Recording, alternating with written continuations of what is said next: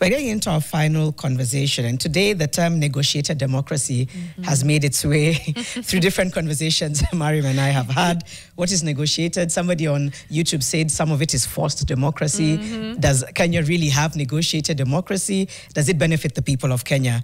And of course, we have Hafidh Mohamud, who is a youth representative, who will tell us a little bit more about what he does in his capacity of pushing for youth integration and involvement and negotiated democracy in all the layers in which it exists. Good morning. Good morning. How are you? Good, yourself? I'm glad to be here. Thank you. You mentioned, you're happy to be in studio. I'm so happy. Yeah. I've been trying to be here for some time. And now you're here. Wishing to be. It's good to have you. Thank you. Before we begin, Jano, as you know, we'll usually have a quote. Yeah, she'll share the quote with you. You can say what it speaks to you, what it means to you, and if it resonates. Absolutely. Today's quote is by Zoe Samudzi, who's a Zimbabwean-American researcher. And she once said, "We must stop mistaking representation for liberation." What does that mean to you? We must stop mistaking representation for liberation. Thank you. I think that one speaks directly, especially to me and to Kenyans, because sometimes we people fail to understand being represented by someone as them liberating us from something. We fail to understand it is our right, then it is a privilege. Yeah. That's good. It's a right, not a privilege. Yes. I quite like that. Yeah. This idea of negotiated democracy, I want to get into it. We've spoken about it on the show a few times before, but a lot of people don't have a grasp of what negotiated democracy is. Isn't all democracy negotiated when you think about it? Yeah. I believe negotiated democracy may not be understood by so many because it doesn't exist in almost every part of either the world or even Kenya. But it's understood well by those from northeastern Kenya properly. I don't say I have full understanding or maybe very long years in political space, but I came to see what we call negotiated democracy 2013. When the northern frontier counties, the three actually, not northeastern, it was started by Garissa, Wajir, and Mandera. At the beginning, it was understood as one of the way to peacemaking process in the region and balancing of the communities. There are different clans within the community that lives in that area. Right. Some call themselves the minorities. So to balance, some group of political elite come up with that mentality of let's put this thing as a deal, not in competition, but in a clan deal, that every clan will get a certain share depending on your ability or your numbers. Some clan, as fewer clans, might get the MCA positions. Some that call themselves with bigger numbers can get an MP. The one with at least bigger, maybe governor, something of that sort. Right. So it started in that sense of in 2013, having all the clans represented. At the beginning, it sounded a bit noble because there are some fewer clans which were never represented in any way or never felt that Mtuwetu is somewhere in politics. But later on, it changed completely. Now it's no longer serving that purpose, according to many quarters, especially the youth, because that negotiation doesn't come down to everybody. It's done by the fewer political elites and the few vocal elders. So that makes for you to represent anyone, you don't go to ground, sell your ideas, compete with others, then come through the normal way. Instead, you look for some few elders and some few heavy-pocketed individuals within Nairobi. They endorse you here, then you are being taken, let me not say forced, but down the people's throat there. Yeah. And people will not have any say. Because the negotiation has happened. It has been negotiated, I don't know by who, but those few on behalf of the entire community now. So you are being given lineup. It's just like you viewing football match. You just see the lineup, so there is nothing you can do about it. It is what it is. Yeah, you say that is the number 9 player, this is 5-4-3. Then you'll just watch. Yeah, wow. And have you, obviously, maybe somebody like you or other young people like you, have you vocalized this? And then when you have, if you have, what has been the feedback? Because I can imagine that also comes with power and influence and resources. For that lineup to be presented, it means it's been heavily influenced by somebody who is powerful and resourced. But then you would go there and say, we absolutely do not stand for this. Have you done that? And if so, how has that conversation gone? Thank you. Before even I get into what we or I have tried at personal level and many other people, for you to even understand this thing, it takes time. You know, for you to fight or for you to try go against one thing, you need to understand the entire process. Who is this person influencing this? Right. Who are these people making this decision? This thing is set in a way that if you want to try to go against, it will come down at family level. It was structured in a way that my father is involved in one way or the other. Or so he feels. That, or so he feels. Yeah, that he is part of it. Right. Because I want to imagine, let's assume we have 20 sub-clans in a constituency or in a county. These 20, those few who are now negotiating this will take one individuals from the entire 20 clans. Whether they even understand what they are doing or not, that one doesn't count. Right. Some might understand because they have their personal interest. There are some deals to be done. Some as innocent as they are transported from the far end Moyale to Nairobi.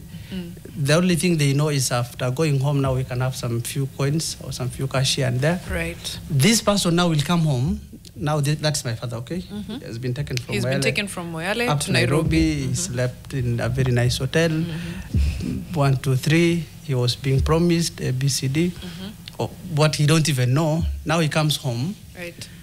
We are summoned by the same father. We are being told, you know what? This is how it goes. Okay. Now let's say I want to try. So the first person I contend with is your family. father. I don't start from top. This is where I start now. Okay. I am already being set up against the family or against the clan or against the communities. Right. So for me to start, I have to start with father to make him understand this is not how it goes. Or this is not what we as young people feel. Right. You have been taken through wrong way. Again, for him to understand me, he should go back to the same channel. Right. So it is quite tricky, but we have tried. And we have tried it in 2 levels. The first one is as young people, we have tried to look at it and trying to get into politics ourselves. There are some few young people who tried, understanding also that it needs bigger influence and enough resource for you even to try. Right. But we tried just to test. Testing the waters. How deep it is, how much we need for us to try. We tried actually forming a group of young people who will going to vie for different positions from Isiolo, Mandera. We started with the 2 so that we'll see, for instance, if we want to try, do we need money or we need votes or we need other influences? Right. The 20 young, let me say, male failed. We failed even 2017. And our failure was due to resource. Right. Nothing more. Yeah. Direct. You come to any elder, the process has already been, the bar has already been set so high that for you to try any elder, he will need, for him to talk to me, he will need a very heavy sum. Why will I get 100,000 to talk to 20 people, each needing 100,000? Wow. 100,000 for 20 people. Yeah, just 20. These are 20 elders. Remember the 20 clans. The 20 clan heads. The representatives now. The representatives. Bringing them to Nairobi. Bringing them to Nairobi. You accommodate them. Accommodate them for some weeks. And then you take them home with something. Take them home with something. So it's not 100. The 100,000 is not, it's just the take home. It's just the take home. We've not even the accommodations, the logistics part of it. Logistics, no. Okay. Or I don't need even to bring them to Nairobi, but meeting them where they are in person and just giving that 100. Just to say, okay, I also want to try. You can imagine who you're going against. That person is bringing millions, not thousands. As Hafidh continues, and don't lose your trail of thought, because I think you explained it really well. My biggest concern around how we progress as a country is resourcing, and that's the pain point of pushing back on if we want a new dispensation. I don't know what the answer is to that. Because you're speaking to, and it's really good you're explaining it from that perspective. We'll continue to unpack it. We'll also go to like the national perspective of young people saying, let's get together and try this. They'll sit here and say the same thing. It comes down to resourcing. And I don't know that we fully unpacked what opportunities or factors or access points we have to resource. Right. I'm thinking so many things. I agree with you. And I like that you brought in the point about our national politics as well, because I was thinking, how is this so different from national politics? It's not, when you think about it, right? Our national politics, everywhere, it's more or less what do you bring to the table? And when we ask that, it's really what can you bring to the table? Quite literally. You know, it's not ideas. But I worry that even when the system was meant to be a little bit different, it still fell into the same pattern. So negotiated democracy, like you said, started off from a noble perspective of wanting representation. Then that should have meant it should have almost been like rotational, you know. If Hafidh's clan, Mariam's clan, and Janu's were president, deputy president, and speaker, then the next round, Janu should be president, then I can be deputy, then you can be speaker. And then the next round, I'm president, something like that. I don't know. Some sort of, was that the initial idea? Even at the start, I can give you a clear example of Mandela, how it was agreed. Yes. By the communities, because it was the first time that we'll be having governor, and the devolution itself, that bigger package came. People agreed that the current senator, who was the former governor of Ali Ibrahim Robo, was to serve one term as the governor, because he comes from a certain grouping of the clans. They are identified not as a specific clans, but a certain grouping of clan. So his clan will by 2017 will have exited. Okay. Then another grouping of clans will have taken over. But the power is not that simple. My friend felt no. Leaving this one, you will never see that one. You'll see it in Viusasa now. So by 2017, the issue of negotiated democracy, the agreed one, the deal was broken by him. He said, no, the elders who actually, there are certain structure in place at that time. Right. The whole structure of the elders, then how it will come down to the village level. He defied that one. He said, I will never go with this one now anymore. I have money, then you'll try your way, I'll also try mine. I'll try mine. So you can imagine having a community with that poverty rate, and then person who have seen billions, not millions, and actually all the billions, I can say, apart from very few, have gone somewhere. I don't want to that much go into it, but we can see. Mandela received quite good amount of money. And to part with that is parting with the power, Do you know what 68 billion might mean? I don't even know. 68 billion? Not million, that's billion. Wow. That was what Mandera County government received between 2013 and 2017. Yeah, 2013-17. Because it started with 13, 12, 11, then 13, 12, 11. Per year. That is billion, so not million. With a capital B. And we've been doing a series here with one of our fixers called the Kikombe. He tries to explain to us what a billion shillings is. Because you're right, we don't Yeah, I don't have understand. that capacity. We don't have the capacity to understand what 1 billion shillings is. Kikombe, what can 68 billion shillings do? You've done 1 billion. What can 68 billion do? Amazing. He needs to do that for us. He needs to do that. But that would have worked if that maintained. It's to what Mariam's suggestion was. So up until 2017, you felt like that was fair, negotiated democracy. Yeah. And then it fell apart in 2017. Though now it also came with it is the other ugly side. Negotiated. These leaders don't answer to the citizens. Okay. They answer to the few elites. So that means whatever we fail to do, tadu. If we do or if we don't. So the country remained. If I know I'm out in the next 5 years, it's someone else's turn. Why should I do what you're asking? Okay.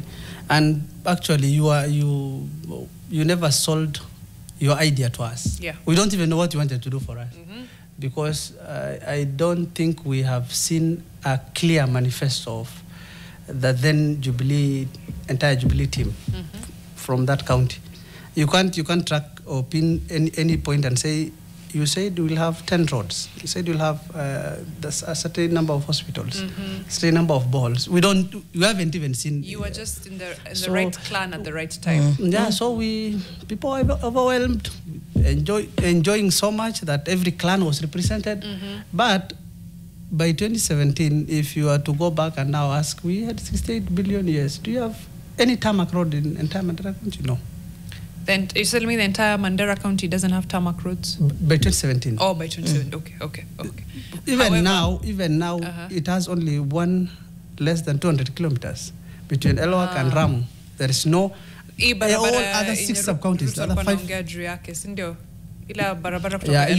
the main one road. Yeah, I believe. It's that one. Of which itakuja kuisha maybe 2050. I hope.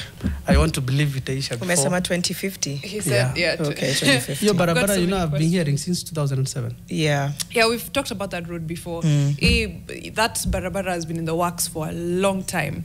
But let me ask. But still, that barabara will only take 2 constituencies or 3. Right. One line. Mandera is huge. I think people underestimate the size of Mandera. It's vast. 25,000 plus square kilometers. That's huge. That is very huge. Let me ask. I have so many questions. One, you come from Isiolo. Yes. That's home. Is negotiated democracy working the same in Isiolo?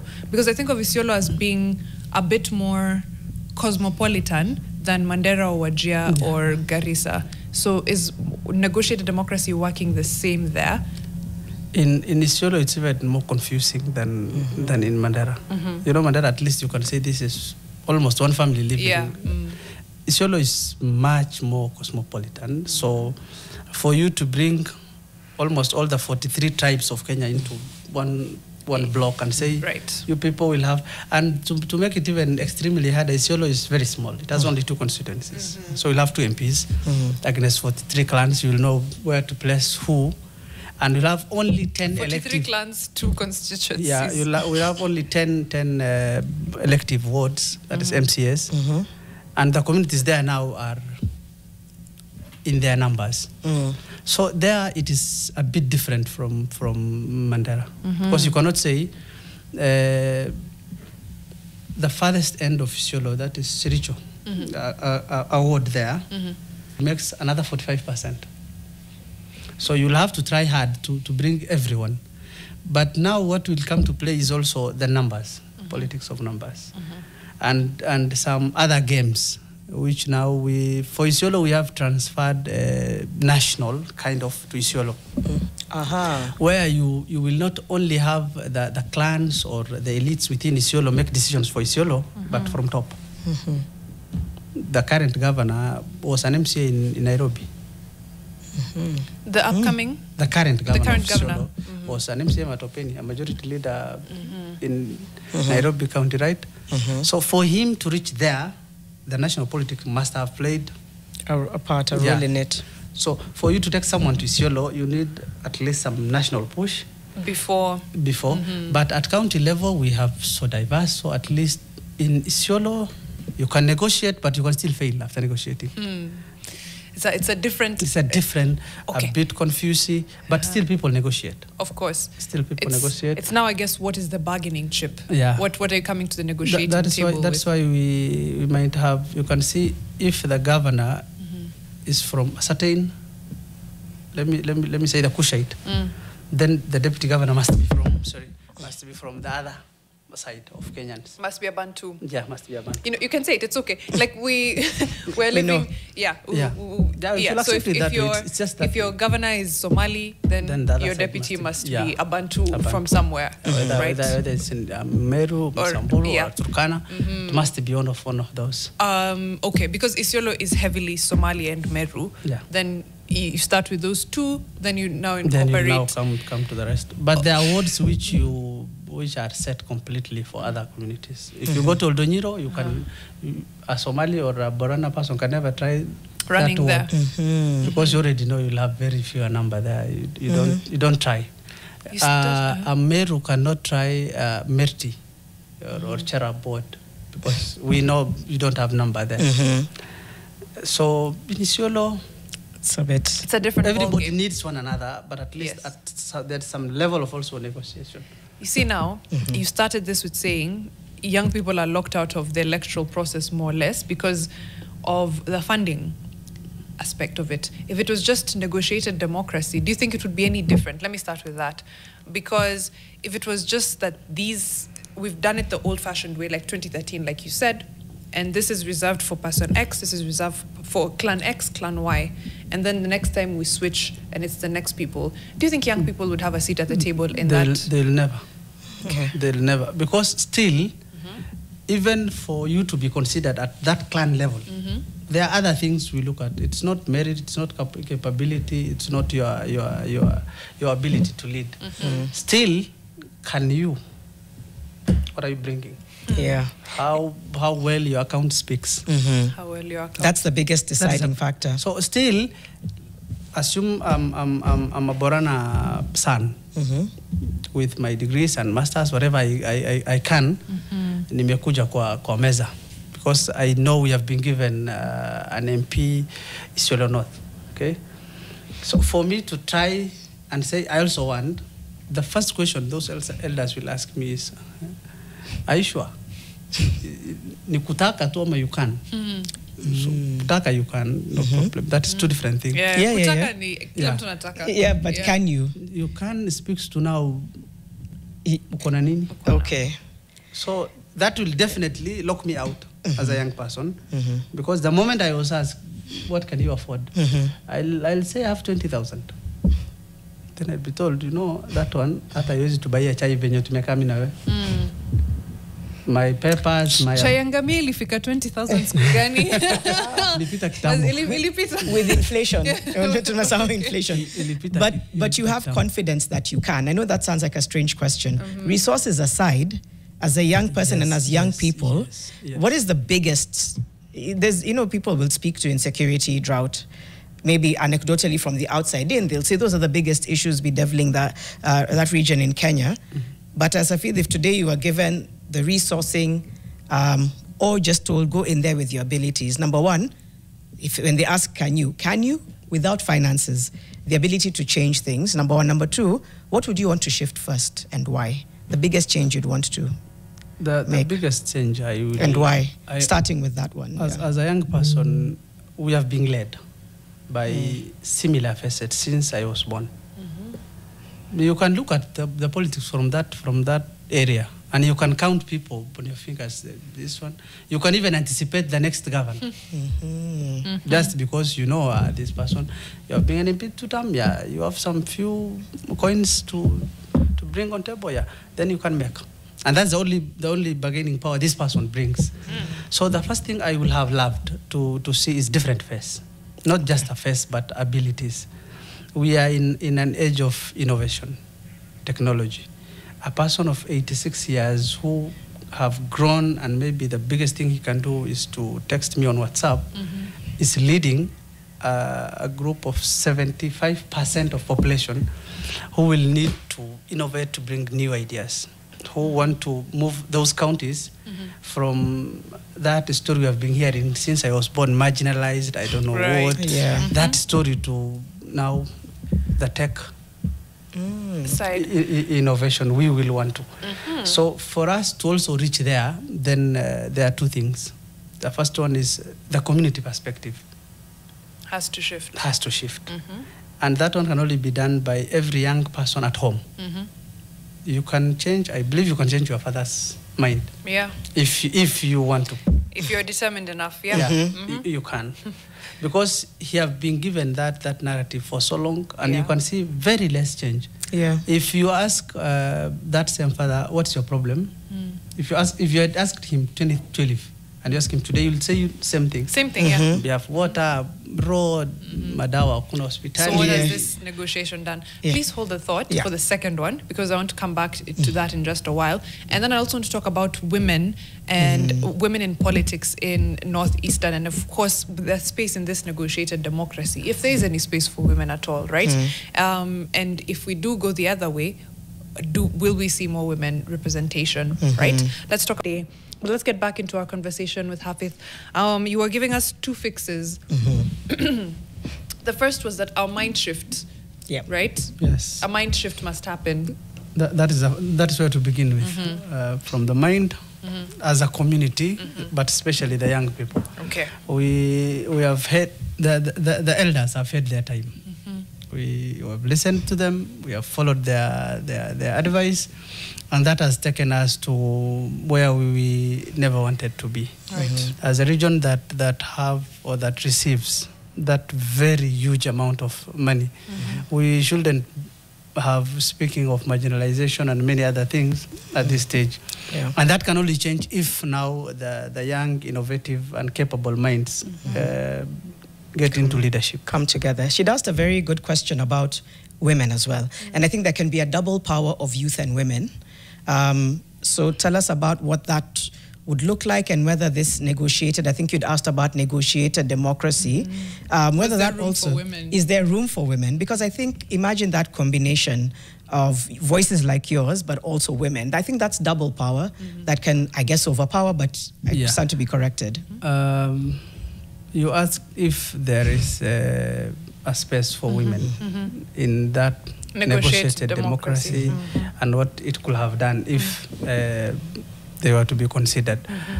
This one, I will look at it in two perspectives. The first one is what were even the spaces for women before politics and in politics.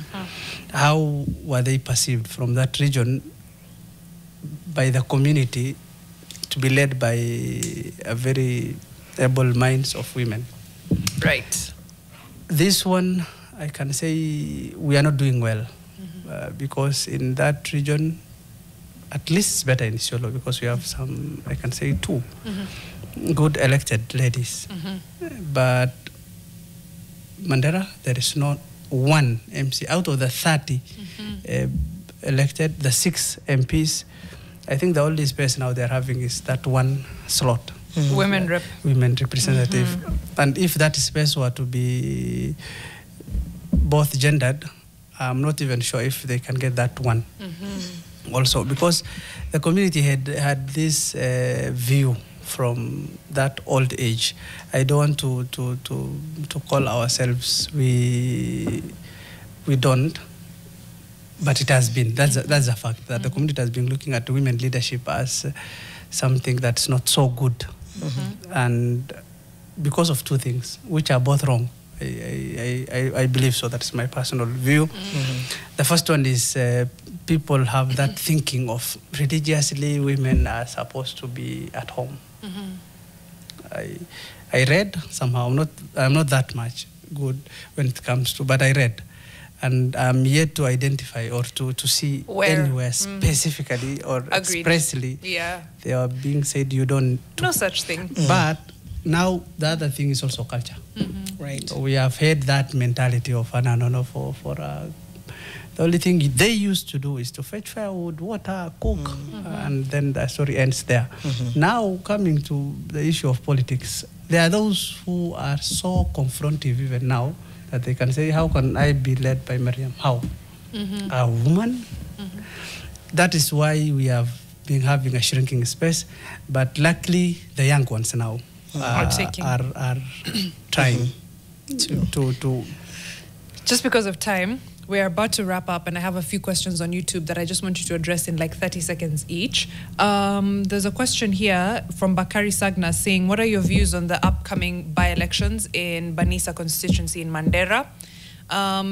Yes, we'll go back into the other one about negotiated democracy, but I think that's a really important one. Your views on the Banisa constituency by-election? Banisa constituency by-election presents a very unique opportunity to those who are living there, because we are having a very young, vibrant person who also trying to see his way in. But obviously now the fight of I think that's the entire government is on one side, right, against that one young. What's the name of this candidate? Nurdin. I think he's called Nurdin Dalato. That is his name. And the other one is Barre, the UDA candidate. Actually, I don't know how that thing came to UDA, because initially the deceased was from UDM. So that is where now, I don't know, the whole issue of negotiations and many other deals come into play. Right. But this one is for the first time we are actually seeing a by-election in that. I don't know if that is my memory. My memory serves me well. The first by-election ever I've witnessed. And this one now is serving community with two good sliced and buttered bread. One young, the other one old. It's their choice, but it's a litmus test. Yeah, but it's not easy. It's not easy for the young one. Though there are cases in court about the other candidate. Okay. But I'm not so sure we are in how Kenya. it will play We out. have to leave it at that. I think we really need to go deeper into negotiated democracy. It's fascinating, and it could be a game changer. But Hafidh Mohamud has been our guest. Thank you to all our guests today. Coming up next, we have Winnie Lubembe on Your World, talking about financial freedom, making money work for you. That's on NTV, and on Nation FM, we have Claudia Naisabwa and Brian Aseli on Vibe Shift. We'll be back here tomorrow morning, 6 a.m. Thank you for staying with Fixing the Nation. We'll see you then.